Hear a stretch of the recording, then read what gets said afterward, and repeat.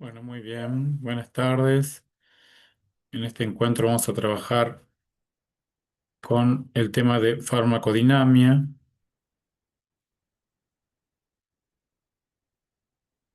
Vamos a cambiar. Muy bien. Ahí vamos. Entonces, farmacodinamia, vamos a trabajar la definición, la descripción detallada de las etapas que tiene la farmacodinamia, los conceptos y procesos claves en la acción que ejercen los fármacos en el cuerpo humano, ¿sí?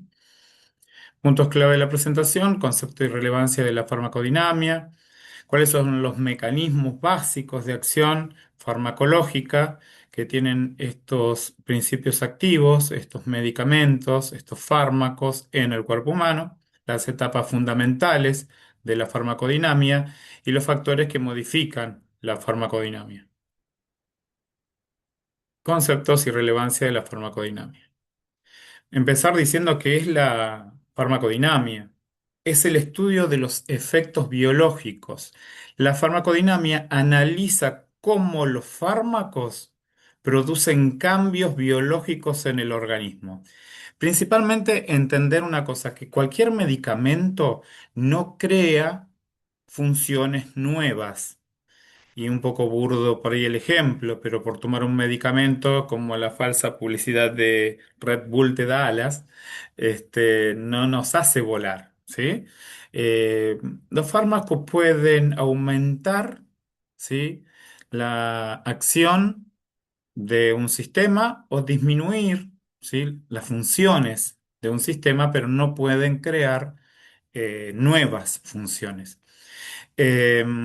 Los mecanismos de acción influye la interacción con receptores específicos y la alteración de procesos celulares. ¿Qué significa esto? Que a través de la membrana de la célula, ¿sí? Ahora vamos a ver en detalle, ¿sí? A través de la membrana celular se producen estas acciones de algunos fármacos en sitios muy, pero muy puntuales. La importancia de la farmacología clínica. Está diseñado para obtener tratamientos más efectivos. La farmacodinamia ayuda a crear tratamientos que maximizan la eficacia y la seguridad del medicamento. En clases anteriores habíamos charlado que con la sintetización de ciertos principios activos y la evolución de los laboratorios, lo que procuran, si bien se hallan nuevos medicamentos, se encuentran nuevas drogas y nuevas potencialidades, sí se trata más que nada de maximizar la eficacia, ¿sí?, y disminuir la mayor cantidad de riesgo posible en el uso de ese medicamento, ¿sí? A eso se refiere con seguridad en el medicamento. Predicción de la respuesta del paciente. Permite anticipar cómo responderá un paciente ante un fármaco, mejorando la personalización del tratamiento. Esto entendiéndolo de esta manera, que no todas las personas pueden y responden a un mismo tratamiento de la misma manera. Optimización de dosis y seguridad facilita ajustar la dosis adecuada y evitar efectos secundarios no deseados en el paciente. De a poco vamos a ir viendo algunas cuestiones que también están hoy acá, cómo determinada concentración de un fármaco puede, ¿sí?, elevar la presentación de efectos no deseados, de efectos secundarios o efectos adversos como respuesta del organismo frente a ese medicamento, ¿sí? Pero bueno, cuando se optimizan las dosis, se obtiene también un grado de seguridad a la hora de la administración de un fármaco. Algo habían visto ustedes con el ejercicio que habíamos hablado de esto de poder, que podíamos recomendarle a la señora que ya tenía un problema de la deglución. Se puede cambiar la forma farmacéutica. Lo que no cambia es los miligramos que la persona debería ingerir, ¿sí?, de tal medicamento, que la respuesta era simplemente cambiar. Se puede llegar a ajustar la forma farmacéutica sin alterar la concentración y sin alterar la dosis ni el horario prescripto para el medicamento que tenía indicado la señora. Mecanismos básicos de acción farmacológica, cómo actúan. Principalmente los principios farmacológicos actúan a nivel de receptores de la membrana celular, ¿sí? La unión a receptores específicos, los fármacos se unen a receptores específicos en la superficie o en el interior de las células para ejercer una acción. Activación de cascadas de señalización. La unión desencadena una cascada de señales que modulan la función celular y producen efectos terapéuticos. Lo que vemos en la fotografía es microscópicamente cómo está formada la pared de una célula. La pared de una célula está formada por una bicapa lipídica, ¿sí? Ahora vamos a ver una fotografía mucho más realista para que ustedes lo puedan ver. Tiene una parte que repele el agua y una parte que absorbe el agua. Ahora lo vamos a mirar. Los tipos de receptores y su función. En la membrana celular hay receptores acoplados que se conocen como proteínas G. Estos receptores transmiten señales dentro de la célula mediante proteínas, regulan múltiples procesos celulares.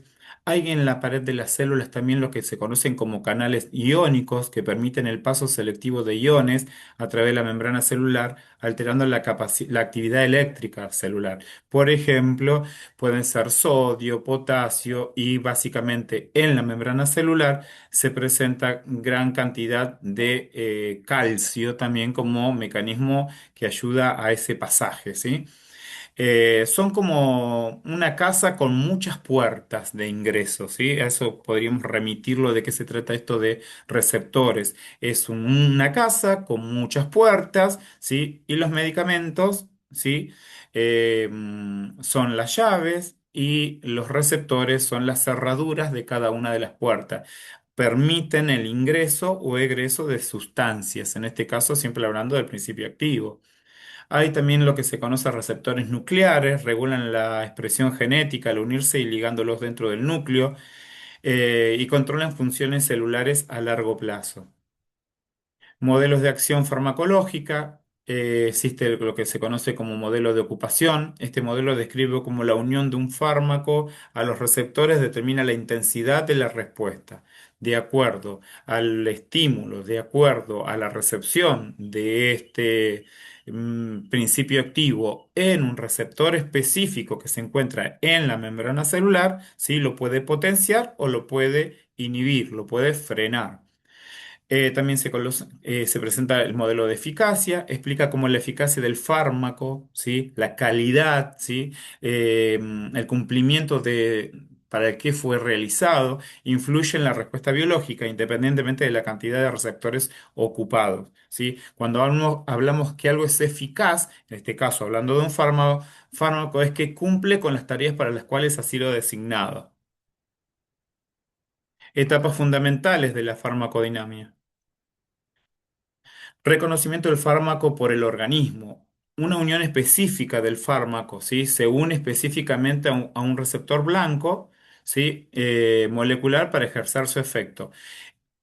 Está preparado un medicamento puntual, hagamos de cuenta, yo siempre cuento esto como para poder entender de qué se trata esto de la pared y de sus diferentes formas de receptores. Siempre lo ejemplifico con esos juegos de los nenes que tienen, por ejemplo, una tortuga y tienen en el caparazón triangulitos, redondos, círculos, y hay unas fichitas que el niño tiene que ir colocando de acuerdo a la forma. Bueno, en este caso las fichas serían la forma, sería el principio activo y el receptor sería el caparazón de este juego. Entonces triángulo pega con triángulo, redondo con redondo, cuadrado con cuadrado, hexágono con hexágono. ¿Sí? A eso se refiere cuando hay un receptor específicamente diseñado para un efecto. Después se encuentra la selectividad y especificidad. La unión determina la selectividad y especificidad del efecto terapéutico o tóxico en el organismo. Transducción de la señal farmacológica. La unión del fármaco a su receptor inicia una señal intracelular que desencadena respuestas celulares específicas. La ampliación de la señal, el mecanismo intracelular amplifica la señal para asegurar una respuesta celular eficaz y coordinada. Con respecto a la modulación y respuesta celular, ¿sí? Induce respuestas celulares que generan el efecto farmacológico deseado. Son todos procesos que se presentan a nivel de la célula, ¿sí?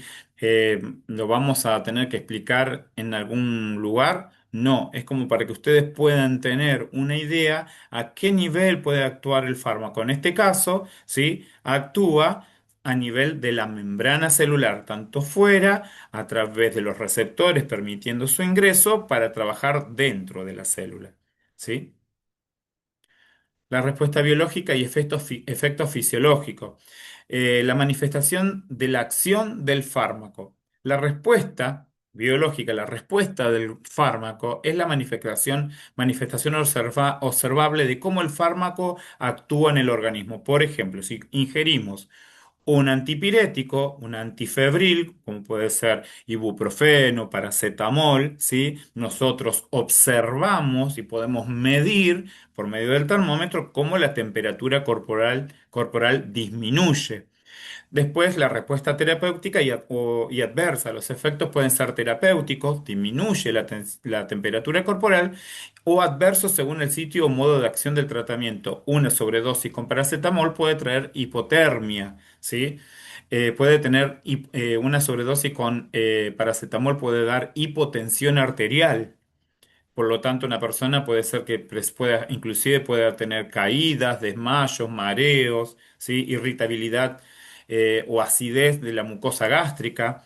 Y hay factores que influyen en la respuesta. Por ejemplo, la dosis, como decíamos hoy, una sobredosis, una dosis tóxica, puede producir estas cuestiones que recién estábamos diciendo. La dosis característica del paciente determina la intensidad y el tipo de respuesta fisiológica. Un medicamento con X dosis tal vez no va a tener el mismo efecto en un niño, en un adulto joven que en un adulto mayor. Por eso, una de las cosas que nosotros siempre tenemos que tener en cuenta a la hora del prospecto es siempre observar cuál es la dosis terapéutica, cuál es la dosis mínima sugerida y la dosis máxima sugerida. Todos estos temas que hablan acerca y respecto de la dosis, también los vamos a ver nosotros de a poco en este curso. Importante tener en cuenta entonces a qué nivel actúan, ¿sí? Los principios activos, a través de receptores que se encuentran en la membrana de la célula. Factores que modifican la farmacodinámica. Variabilidad individual. Influencia de la edad. Esto que recién estábamos diciendo. La edad afecta la forma en que el cuerpo procesa los medicamentos, modificando su eficacia y seguridad. Un ejemplo, los adultos mayores sanos poseen menos capilares a nivel del intestino delgado y del intestino grueso, por lo tanto puede verse alterada la situación de absorción. Entonces, ¿qué quiere decir esto? Que puede hacer que un fármaco no se absorba en su totalidad por el simple hecho de encontrarse o presentarse dentro de un intestino envejecido, biológicamente envejecido. No hablo de un intestino patológico, ¿sí? Digo que las consecuencias fisiológicas de la vejez pueden alterar la forma en que un fármaco se absorbe.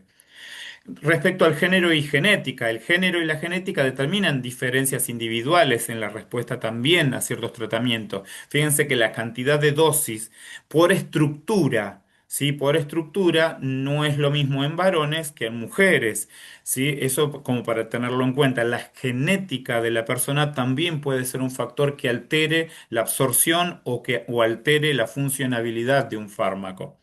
El estado de salud. Súper importante.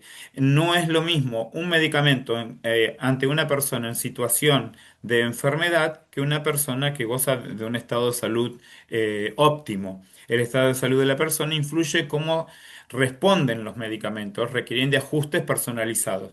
Un ejemplo claro de esto es, por ejemplo, pacientes con hipoglucemiantes orales diabéticos que uno dice, sí, pero si es diabético puede tomar el medicamento. Bueno, habría que ajustar este medicamento por ejemplo, a las actividades, la vida diaria que posea. No es lo mismo un diabético que toma un comprimido a la mañana, un comprimido a la noche, que hace ejercicio, que va a pileta, hace bicicleta, media hora de caminata todos los días, a una persona que toma la misma medicación y está sentada en una oficina 8 horas. ¿Se entiende? El estado de salud, ¿sí? Más allá de poseer una patología crónica, puede alterar la forma en que un medicamento se absorbe o la respuesta que va a tener el cuerpo respecto de esa, dosificación de medicamento. O sea, toda persona debe ser considerada, como en todos los libros, individual, única, indivisible. Y por más que, por ejemplo, podemos tener tres personas con tos, pero las tres poder requerir un medicamento totalmente distinto por su eh, historia clínica, por su contextualidad, por su genética, por su género y por los estados de alimentación, si es una persona eh, adelgazada, con desnutrición, es muy probable que posea menos líquidos en el cuerpo por la deshidratación, entonces va a costar tal vez a nivel renal eliminar mucho más este medicamento o el resultado de su metabolismo por orina, porque precisamente está orinando poco. Una persona con un trastorno renal es muy probable y tiene que ser medida la dosificación de cualquier medicamento porque no todos los fármacos van a poder ser eliminados en tiempo y forma por la vía renal. Tener en cuenta también las interacciones medicamentosas, modificación de efectos. La administración simultánea de fármacos, ya sabemos que hay muchos adultos mayores que se consideran polifarmacia, que significa que toman más de un comprimido por día. Puede potenciar, ¿sí? O disminuir los efectos clínicos, ¿sí? De uno de los fármacos, ¿sí? Al otro y altera la eficacia del tratamiento. ¿Sí? Yo he conocido personas que tal vez están ingiriendo algún tipo de analgésico antiinflamatorio y tal vez ese analgésico no llega a cumplir su efecto analgésico por presentar o por tomar ciertos protectores gástricos como puede ser el omeprazol combinados, hay medicamentos, quiere decir que pueden camuflar al otro, haciendo que los efectos del otro no se lleguen a cumplir. O al contrario, tal vez se pueda unir a ese medicamento y elevar la capacidad de acción de ese medicamento. Entonces, y esto estaríamos fuera, se estaría yendo de rango. Entonces hay que tener mucho cuidado con eso. ¿Cuál sería el cuidado? Entender que las personas hacer una lista, conocer el historial clínico y verificar esta cuestión. Ah, usted toma esto, no podría combinarlo. O hay medicamentos, por ejemplo, que se toman fuera o alejado de las comidas. Hay medicamentos que se toman en ayunas, ¿sí? Hay medicamentos que se deben tomar que se deben tomar con o administrarse, mejor dicho, con los alimentos. Bueno, conocer las interacciones que existen entre los medicamentos que se administran. El impacto en respuesta clínica. Las interacciones afectan la respuesta clínica del paciente, pudiendo modificar resultados terapéuticos. Tal vez inhibe la función antiinflamatoria y la persona no puede del todo mejorar su dolor, por ejemplo. Riesgo de efectos adversos. Las combinaciones de varios fármacos tomados todos juntos, un cóctel, pueden aumentar el riesgo de efectos secundarios, ¿sí? No deseados en las personas. Entonces, muy atento a que si tener siempre presente los horarios, qué medicamentos toma y se pueden tomarlo juntos. ¿Dónde lo averiguamos esto? En Vademecum, ¿sí? Y siempre, si hay alguna alteración, te lo puedes llegar a mencionar diciendo no administrar con. Por el contrario, las personas que están con un tratamiento de hierro bioral, siempre se sugiere, por ejemplo, tomarlo en ayunas con un vaso de jugo de naranja. El ácido ascórbico que presenta el jugo de la naranja ayuda a absorber rápidamente el hierro que se administra. ¿Sí? En cambio, el hierro administrado con los alimentos, los ácidos del estómago pueden inclusive alterarlo y hacer ningún tipo o escaso efecto. Condiciones patológicas y fisiológicas. El impacto de enfermedades renales, algo ya había comentado recién. La insuficiencia renal, los problemas renales afectan la forma en que un fármaco trabaja en el cuerpo, o sea, la farmacodinamia. Puede alterar la eficacia y puede producir efectos tóxicos, ¿sí? Al riñón. Efecto de la insuficiencia hepática.